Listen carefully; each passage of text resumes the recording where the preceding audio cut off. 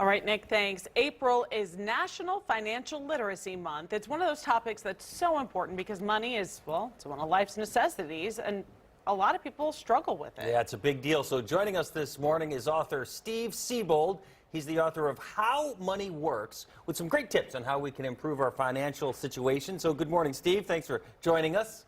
Good morning. All right, so your book talks about how to stay happy financially. I think I would like to be happy financially. I think we'd all like to be happy financially. Who wouldn't? So what's a couple of tips? Well, one is I think that to be obsessed with success as opposed to money. Think about succeeding, think about serving people, that type of thing, as opposed to being obsessed with the money itself. Money's just a byproduct, really, of service. So thinking about it in that way. Oh, all right. So what are some simple everyday things that we can do to be financially happy and stable? Well, if you look at money, it really income comes from solving a problem.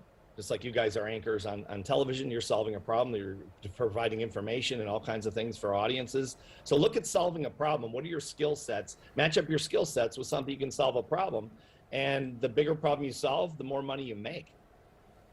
Interesting. And I see here on the screen the other tip: solve a problem, change your thinking, believe in self-reliance, and never stop learning. So, like, I'm sure I make a lot of the big mistakes that you see people making. What are some of the common, easy mistakes to remedy? Well, in terms of money, I mean, I would take a very conservative approach. I think that it's easy to spend money. We've all spent lots of money, and it's easy to do. I think taking a conservative approach, especially right now, I think with war in Europe, and we've got a lot of crazy things happening. Coronavirus is still on the, still out there, unfortunately. And so I think being conservative overall with your money is probably a pretty good strategy to start with. And where can people learn more about your book? Oh, they can get the book at howmoneyworks.com or Amazon or any major bookseller.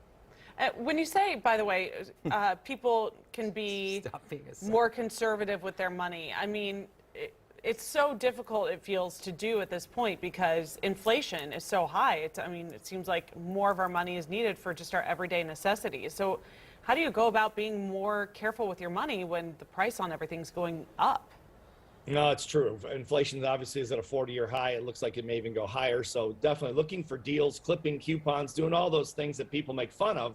Yet you can actually save a fair amount of money if you're really cognizant about looking for good deals, buying in bulk at places like Costco or Sam's Club, and looking for deals everywhere you go, from groceries to everyday items that you have to purchase. And I just noticed the subtitle on the front of your book, Steve, Stop Being a Sucker. Before we go, what's one good tip to help me to stop being a sucker?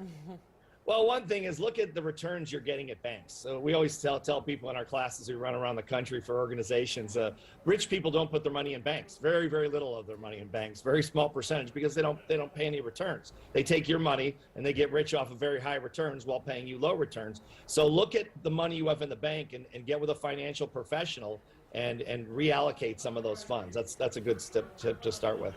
Wow. That is a good tip. All right. Thank you for joining us this morning. Thanks for having me. Have a good one. You too. Marcus? Abby Eden.